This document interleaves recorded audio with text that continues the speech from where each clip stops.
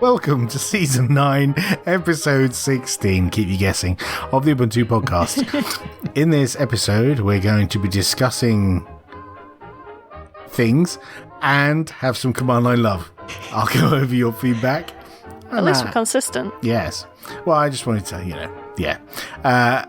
I'm Alan, and with me this week is Martin. Hello. Mark. Hello. Still back from holiday? Still back from holiday. Haven't gone again yet. Still rocking the tan? Slightly. It's only a sort of t-shirt tan, really. Good. And Laura. Hiya. Hello. How are you?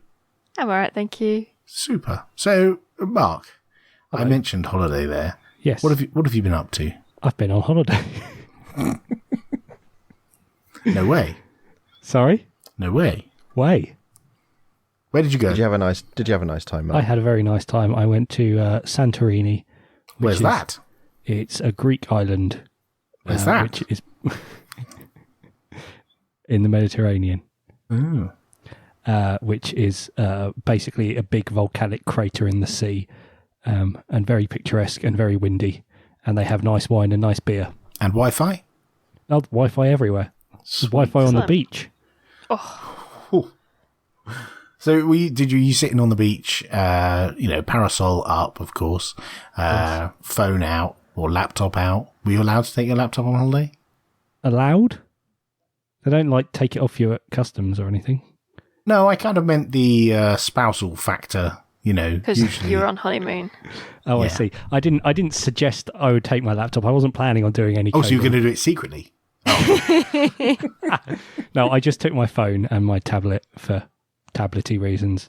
Right. Basically, when my phone ran out of battery and I needed to do something we had a smart TV in our room as well, so I could cast stuff from my tablet. I only took my phone and my tablet, and I only did that because I'm going to burn through my phone completely and then burn through my tablet while I'm on holiday. Brilliant. Well, I have books and audio books and stuff while I'm relaxing on the beach with Wi-Fi. Excellent. You sound relaxed. But then when I got home, I had to fix my laptop because it was broken again. Ah. What Yes. do you do to that thing? Well, nothing intentional, but it just... It doesn't This get a time- chance to relax because you never take it on holiday. That's the problem. This time the ribbon cable which connects the keyboard to the motherboard had come out very slightly, such that it only affected the power button. So that was good. So my laptop wouldn't turn on. Wow. But if it did turn on, none of the other keys were affected. So yes, it's now back up and running for about the 6th time. Resuscitated once. Did you have to replace parts or just move the cable No, so it just didn't obscure the literally power just button? unplug it and plug it in and tighten up the connector. Good days. Martin, have you been on holiday?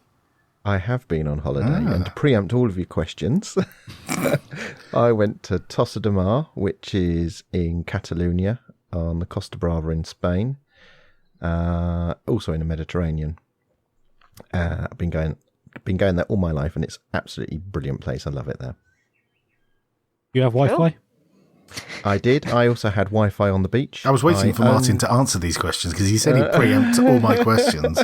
Oh, the geographical questions. Yes, I had Wi-Fi on the beach. I only took my phone with me because there would have been divorce proceedings if I'd packed any other technical equipment. But I did pack a massive external battery, which can power my phone. I've discovered for 3 days, so that was quite handy. Was it about the size and shape of a laptop? This massive battery, and did it have a display and a keyboard? No, it is quite chunky. It's about the same size as my new Skull Canyon NUC. Oh, get you, name dropper. Get me, I know. Yes, I've That got is a a new big computer as well. battery, the size of a NUC. Yeah, but the Skull Canyon NUC is a new shape, so it doesn't look like the traditional okay. NUCs. Is it as heavy? No, it's a bit lighter actually. Does it still because- strap to the back of a display? It does. It comes with all the mounting plates. The top plate has a sort of Terminator-esque skull etched into it, and it also comes with a flat carbon plate if you're not into all of that pimped up. Can you get it in stuff. pink? You can't. Just comes in black. Yeah. So there you go. Not interested. No, didn't think you would be. And then in other computery news, for some weeks now I've been chatting to the guys at Entroware about a new laptop that they're about to launch, and I got to name it. Oh, so is it called the Entroware Martin? That's so tempting, but no. The Martin. Yeah. I don't think they'd have gone for it. No, it's going to be called the Entroware Athena. And I imagine by the time people are listening to this, it may well have been announced, and you can go to entroware.com and find out all about it. It's a terrific machine. Awesome. I bet it's available with a Super Linux distro that we'll hear about later. Two Super Linux distros, yeah. Awesome. Let's get on with the show.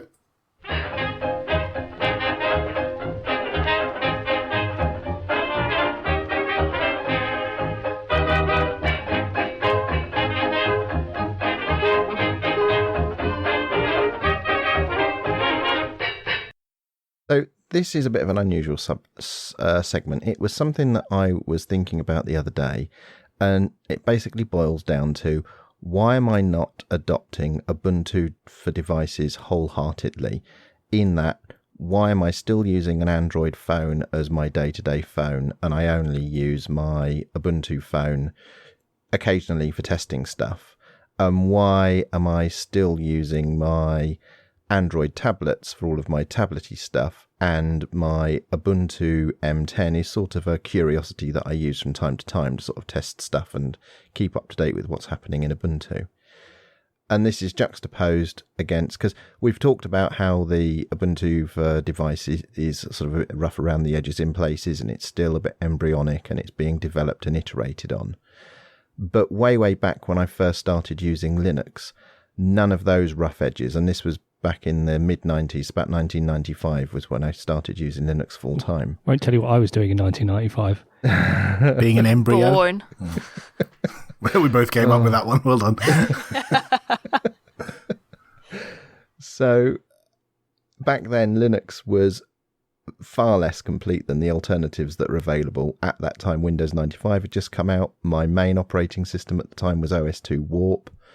But I was prepared to put up with all of the shortcomings with Linux and persevere with it until it got to where it is today, where it's a fully functional desktop operating system. And I've been thinking about, why isn't it I can't summon up the same enthusiasm and gusto to just adopt Ubuntu for devices? That's interesting.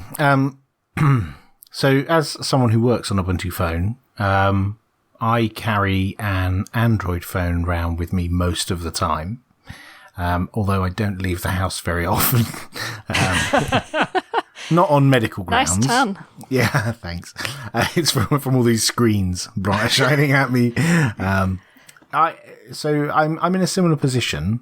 I mean, I own lots of Ubuntu phones, so I'm a supporter in that I've bought my own phones. And I run the latest bleeding edge stuff on it, and I test them, and I'm like deeply involved, but it's not my day-to-day phone. Like, if I leave the house, the phone I pick up is an Android phone most of the time. And I think possibly one of the reasons, or a couple of the reasons, one is, Ubuntu phone just isn't ready yet. It's not finished. There's like a big gap in the app ecosystem. Like even simply things like games. Like if I'm sat on a train, I quite like playing games, and there are half a dozen games on Ubuntu phone, and there are hundreds on Android, and I have a few that I really, really like. Plus there are other things that I quite like doing on my Android phone that are easier on Android, that are not yet easy enough on Ubuntu phone. And while I could put up with those, I think I've become like too... In your ways? No, not set in my ways so much, because I had an iPhone, I switched to Android. I'm fine about switching platform, but I think friction, isn't it? It's hard to move off when you've got something that does so many things. Like, I've got my books in Amazon, I've got some books in Google Play, I've got, my music in Spotify, and I've got all those things, and they all work perfectly on Android, and they don't work perfectly on Ubuntu phone. That's hard. That's interesting because I have all of my books and my audiobooks and my music locally, and I don't use any of those services, but I still find it hard for possibly a slightly different reason, because I find that although there are equivalent apps on Ubuntu, there are particular features which I use, which I use all the time, which just aren't in so like things like sleep timers, for example, and ways of like using bookmarks and so on, which aren't in the equivalent apps on Ubuntu, and that makes it hard for it to become a daily driver for me, and therefore I can't just sort of switch for a week and see how it goes, because I wouldn't be able to do that. I'd still have to have my other phone hanging around, which has all the stuff on it anyway. Why can't you or I do what some other people do and just say, screw it, and switch off the Android phone, switch on the other phone and suck it up? When, as Martin said, when he switched from whatever lunatic operating system he was running before Linux, OS2, straight moved to Linux, there were obviously things that he would lose on that journey. And nowadays, I don't know, because I'm 40 plus, am I just resistant to doing that? Or is it something else? I don't know.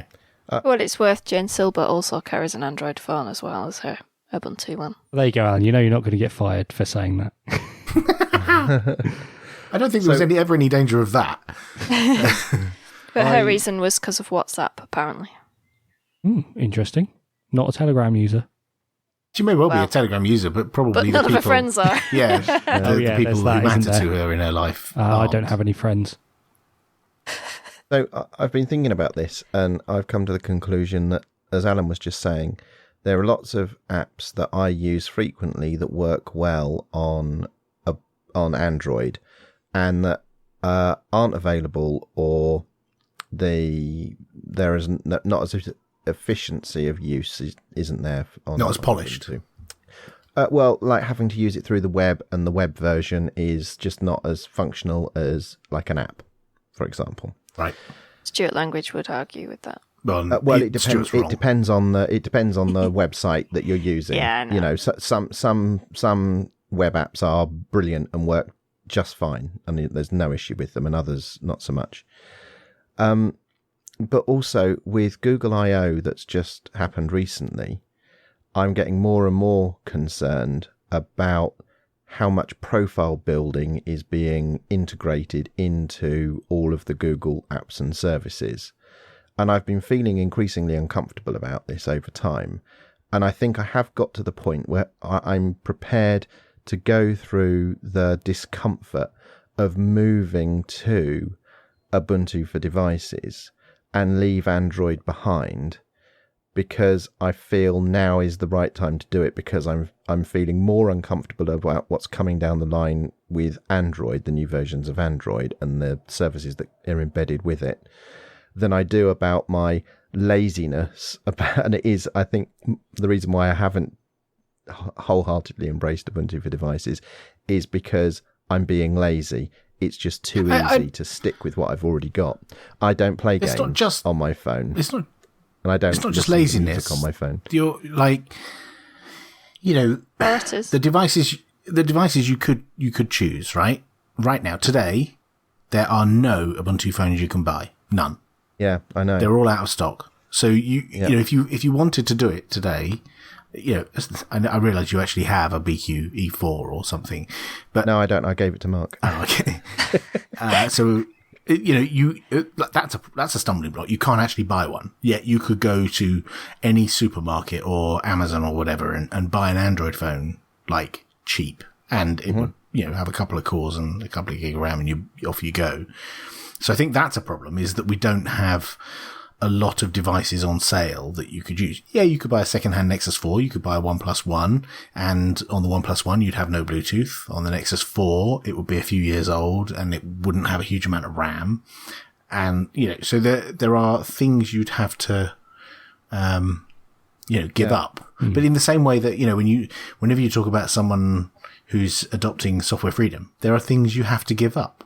You just have to. You have to suck it up, and that's the way it is. And another part about adopting Linux all those years ago, when it was incomplete, is that I felt that I could be part of the solution.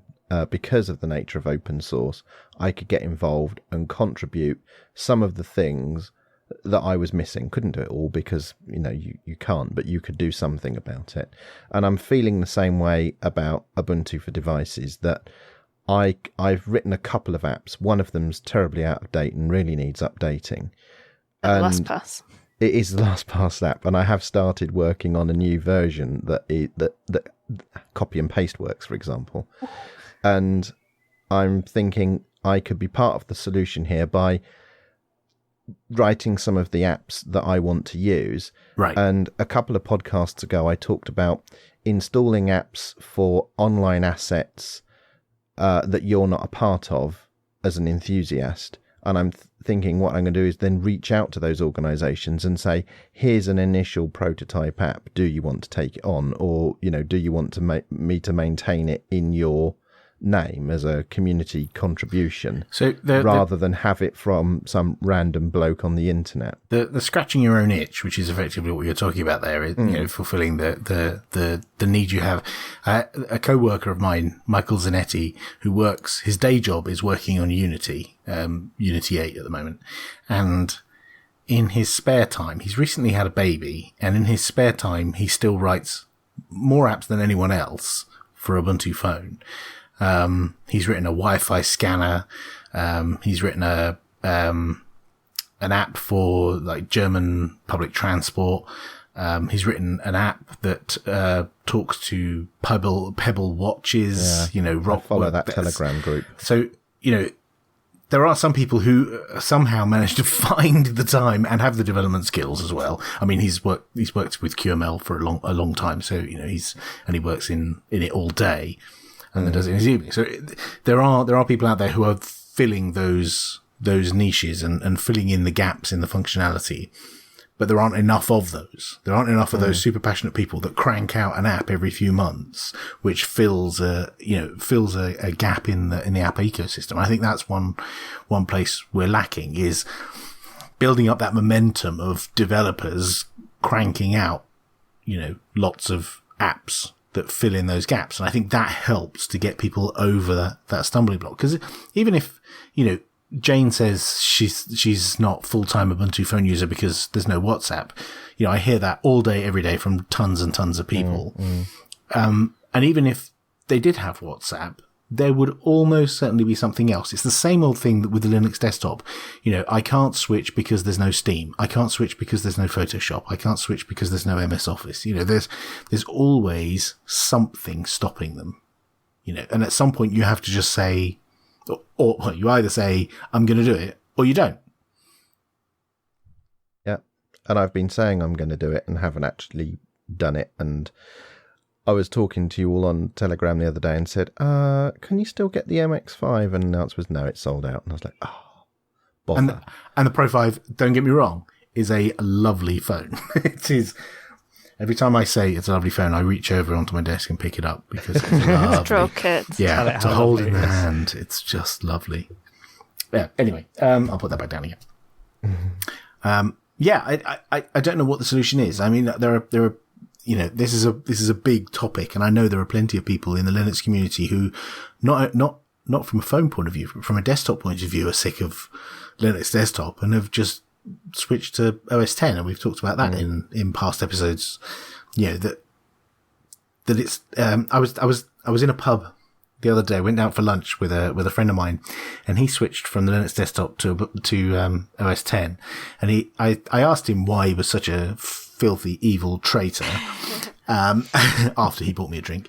And then he said he'd taken a lot of photos and he'd put them on a Mac, and his wife he'd very simply with the photo app had like dragged a bunch of photos together, made a book, pressed a button, and it printed and it came in the post, and he handed it to his wife, and she just burst into tears, looking through this book, and all it was dragging photos into an app on OS 10.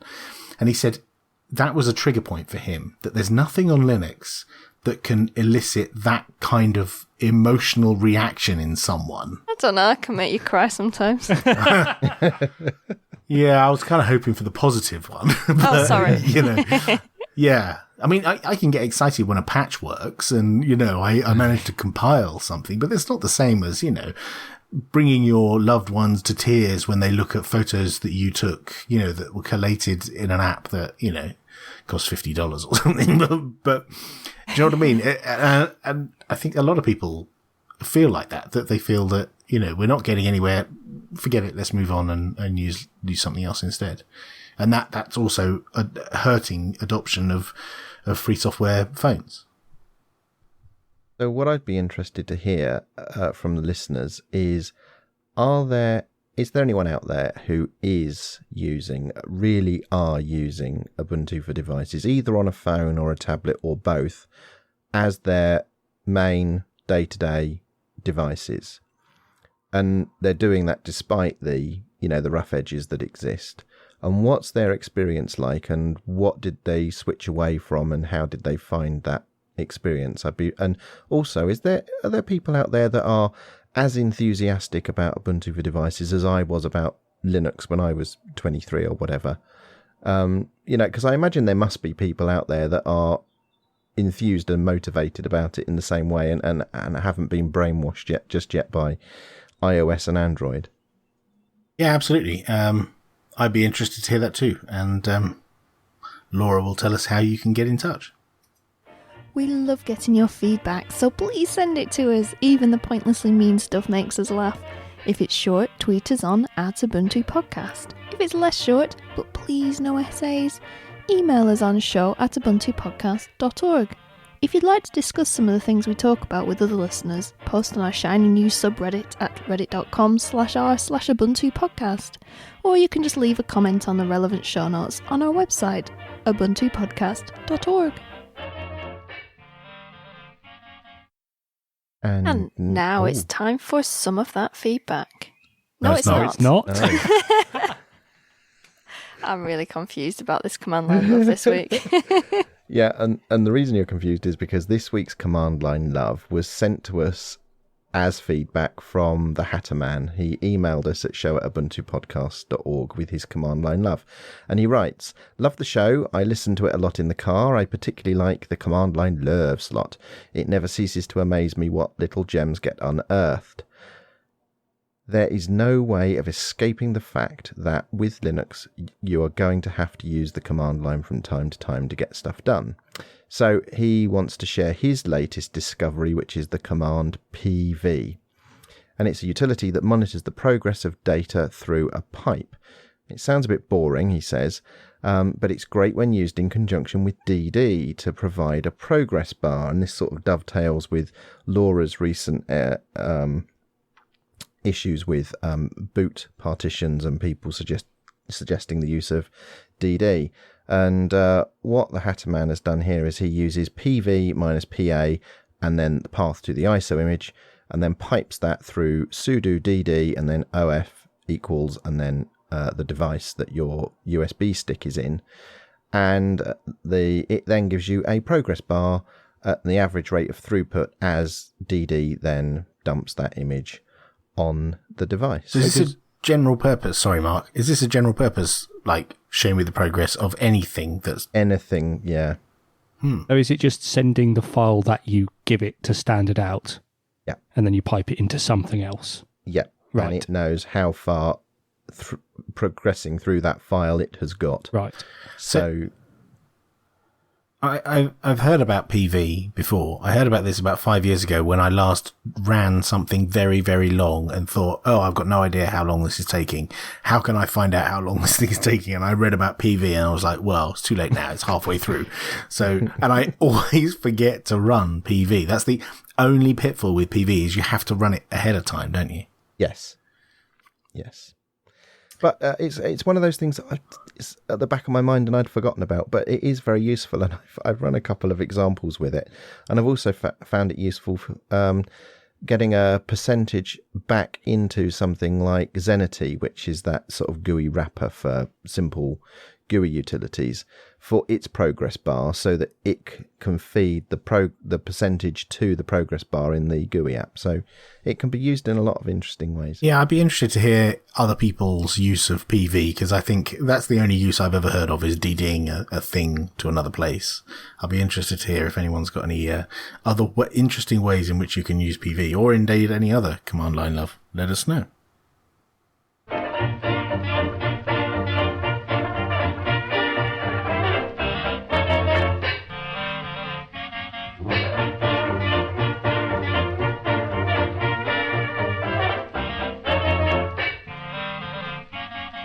And now it really is time for your feedback. I noticed Alan's done a bit of a switcheroo there in the tags. Yes. Yes. So Rob Allen tweeted us at Ubuntu Podcast. Good interview on Ubuntu Podcast with Barton808, that's Barton George, about Dell's Sputnik Linux laptops. Yeah, sorry about the dodgy audio quality of that. It was tricky. That sounded fine. It wasn't, no, the audio quality was fine. It was just when Alan started talking afterwards and he was really loud. I won't make that mistake again. So Paul Carpenter emailed us at show@ubuntupodcast.org. I have been a fan of the podcast for years. Yay! Am I the only one who cringes when an operating system or computer hardware is referred to as sexy? I don't know. Is he? Maybe. I don't think I've ever cringed at that. I never thought it was cringeworthy, but then having read his comment, it kind of makes it seem like it should be. Yeah, though I think we sort of do it in an ironic way, realising that it's a piece of hardware. Well, nobody told me. Just moments ago, Alan was talking about picking up and coveting his new phone. That's true. Nothing short of sexy, I think. And I think the first time that we talked about the IBM new mainframes with the new design boxes, I think we did genuinely talk about them being sexy. But ever since then, it's been, to me, it's been ironic. Yeah, it's weird. Like, you know, when you use the wrong, in inverted commas, wrong adjective for something, like, I don't know. The first time I ever heard someone say sexy was a guy called, I think his name was Jorn Rasmussen, and he used to write code, and he would say it was sexy, or he would review other people's code and say it was sexy. It was like 10 years ago. It was the first time I ever heard someone call code sexy. And I remember other people in the office being like, why is he calling it sexy? And it was just, he said it in this Scandinavian accent that made it sound okay. But, yeah, it probably sounds weird in our accents. I think that the moral of this is that we shouldn't personify computers because they don't like it. Or maybe we're just overthinking it. Maybe. Sean Hickin posted a comment on our Google Plus page. Read the command line love piece on the disappearing cursor. A fix is, and he goes on to explain creating a x or conf.d config file. You can call it pretty much what you like. And it, for the Intel driver, it does a couple of things. One is to turn the software cursor on, and the other is to change the acceleration method to UXA. He then goes on to say, the keyword is UXA acceleration method here. Log out and then log in, and then and this tip comes from Just on the Antergos forums. But the problem with it is with X11. And it may only work with the onboard Intel graphics. Now, go on. Who was having the disappearing cursor problem? Somebody emailed 2 podcasts ago right. emailed in with Ubuntu. Every time they suspended the laptop and opened it up, the mouse cursor had disappeared. And the only thing I've got to say about that is use the UXA acceleration with caution, because that's been superseded by SNA, which is the default for some time now, and using UXA on the modern Intel IGPs will significantly degrade your graphics performance and in some cases introduce some screen rendering issues. You have been warned. A certain @Marks Johnson tweeted us. Oh, that's me. This That's week, right. I get the rare treat to listen to Ubuntu Podcast as I'm not on it. Ooh. Thanks to holiday Wi-Fi. Yes. Actually, that was after I'd got back from holiday. Oh, don't spoil the illusion. Don't spoil, yeah. Theatre of the mind. And Mike Crow commented on our Google Plus page. Alan questioned why Ubuntu caused a furore by including ZFS while Debian did not. See the last paragraph of this link, which is on a Debian site that says, what does it mean that ZFS is in Debian? You can probably find that with Google. For the reason, many people also mix this with Ubuntu now, including ZFS. However, Debian and Ubuntu are not doing the same. Ubuntu is shipping directly pre-built kernel modules, something that is considered to be a GPL violation by some. So yes, I think, yeah. That's why they're different. Right. Debian is shipping it as a DKMS thing, which builds on your system. Which I think is what we did in our previous release. Right. But for 1604, it was baked in. Right. And this will go on for some time, I'm sure. Yes. And on our shiny new subreddit, /r/Ubuntu podcast, MacBB posted a link. No, you missed one. No, she didn't. Well, I'm okay. I'm obviously reading an outdated version of this document. You are. I deleted one that wouldn't read. Damn. Sorry. Carry on. Sorry I interrupted. That's fine. So go on, Alan. MacBB said, though it only be right. What? Oh my God, we're terrible at this. 9 years. Thought it only be right. My first podcast on my BQ, and then there's an Imgur link. What's that picture of? It's a picture of his BQM10 using Pocket Casts to listen to us. Ivan Pitchik, also at Nadrimaster, tweeted us. Sorry, hang on. Can I just rewind to that previous comment? It's a BQ M10 running Android, not a BQ M10 running Ubuntu. No, it's not. Is it? Yeah, it's it is. No, I zoomed in Ubuntu, now. I can see. And it's running the it's definitely running Ubuntu. It's all bright orange. That's not us. Okay, I apologise. Oh, you've also listened to No Such Thing as a Fish. Yes, I've listened to some of those recently. They're good. And there's No Such Thing as the News now as well. Yeah. Yes. Meanwhile, back at the feedback. Well, I was already there. Yeah, I know. Sorry. Martin. What did Ivan say? Ivan said, at Ubuntu Podcast, how can one make Cloudflare's capture stop asking for the feed date? Feed date? Liveria can't update the feed. And I replied, we'll poke the CDN, but completing the capture should whitelist you. And then Ivan then replied again, for the past 2 weeks I've been filling the capture by hand. However, its annoyance persists, hence my outcry. So, Ivan, I did finally get round to poking the CDN. I've extended the time the time completing a capture will whitelist you for. So it was an hour and now it's a lot longer than that. And I've also relaxed the rules for determining whether or not you're a spammer. Are you a spammer? Clearly isn't. No. Javier at RunJAJ tweeted us. Do you know that El Sputnico is not correct Spanish? It should be El Esputnico. Hash ha ha. Brilliant. Yes. So yes, you're assuming the show title is intended to be Spanish. They're just random words we plucked off the internet. Javier also tweeted us. What are your favourite Reddits? I know I'm late to the party, but I just started using Reddit a few weeks ago. Thanks. And we have a couple of suggestions, /r Ubuntu Podcast and /r Ubuntu Mate, of course. Do any of you use Reddit? Yeah, a little bit. No. Mildly interesting is one of the ones I'm on, and sci-fi as well is quite good.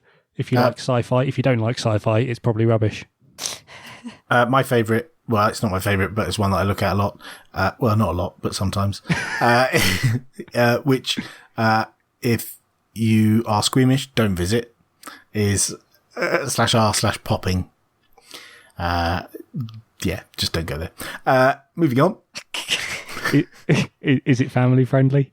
Yeah, it's family friendly generally. Yeah. Okay. My mind is boggling. Yeah.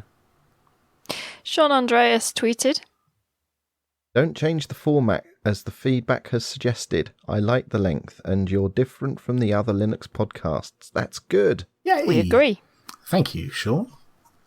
Switches tweeted us, Was listening to the podcast and heard ZFS mentioned. You should mention FreeBSD Mastery, ZFS. The book covers everything. I believe that is in fact the book which you mentioned several times, the one by Alan Jude. Yes. When you say I he wrote think the he's- book. I think that's he's the being book. ironic by telling us that. Oh, okay.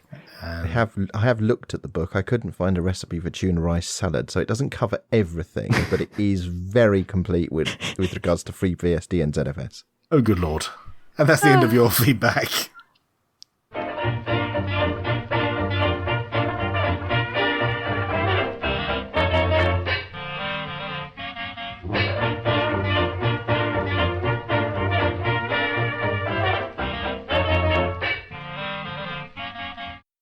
That's all for episode 15. Thank you for listening. We'll be back next week when we'll have more news, comment, discussion, nonsense. hopefully we won't roll downhill quite so quickly. Yes. It's a bit warm, isn't it? It needs to It is. rain. It's raining rather here. warm. Oh, which way is it going? Well, it was in Milton Keynes at about 6 o'clock, and now it's here, so I guess it's probably coming your way. Aha. See you next then, Laura. Enjoy that. Bye. Bye.